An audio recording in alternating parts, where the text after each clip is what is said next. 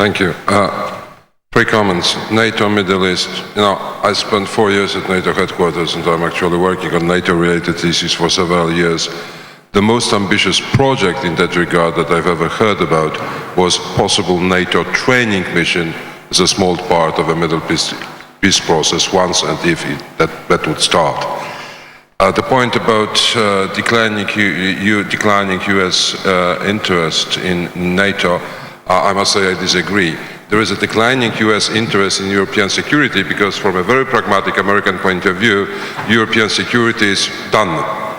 No problems, no immediate threats.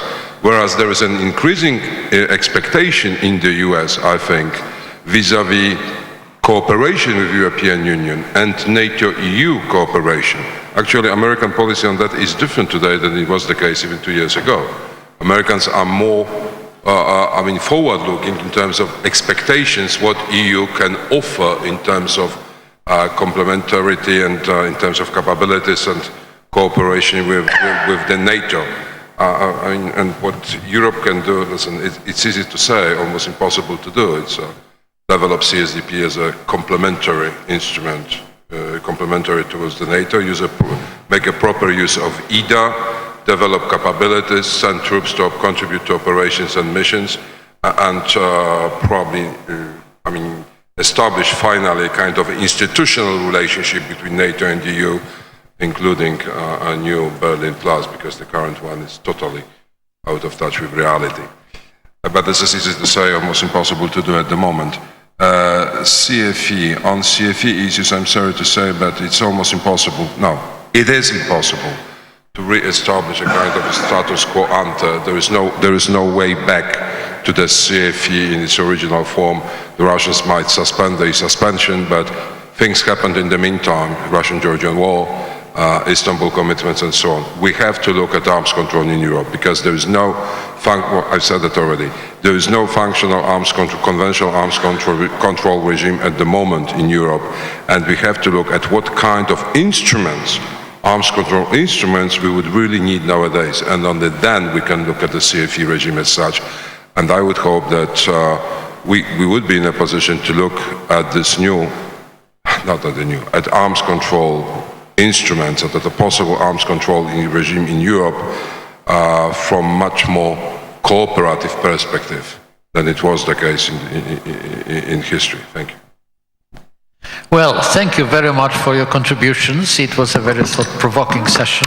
I think that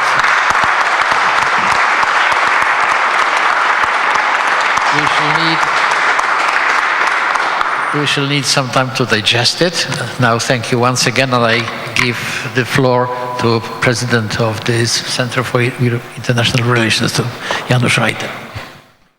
Thank you very much. My neighbor over there, General Naum and General Wittmann, while seeing people leave the room from time to time, said that looks more and more like the Abschiedssymphony by Haydn, the Farewell Symphony.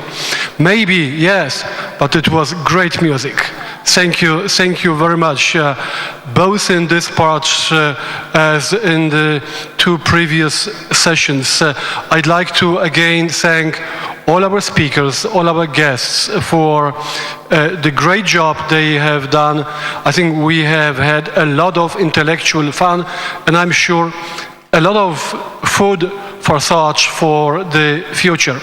Let me finally say a few words of recognition and thank people who have worked hard to make this conference happen.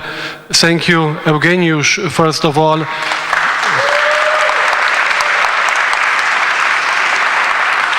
Thank you, Janusz Onyszkiewicz, Bartek Nowak, Michał Kozaczyński, Wojtek Borodzicz, and the entire staff of the center and the volunteers who also have done a great job, and many people who have contributed to this event.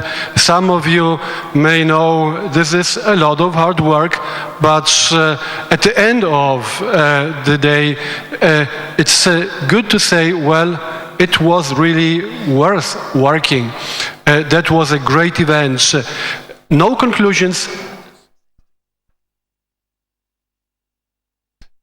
Thanks those who have been sitting behind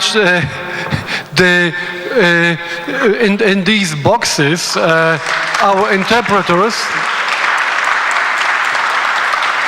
It is more and more part of the NATO culture that we make less and less use of interpretation. But this is a sort of reassurance that we also need at such events. Thank you very much, and to be continued here in Warsaw and in other countries of NATO. Thank you very much.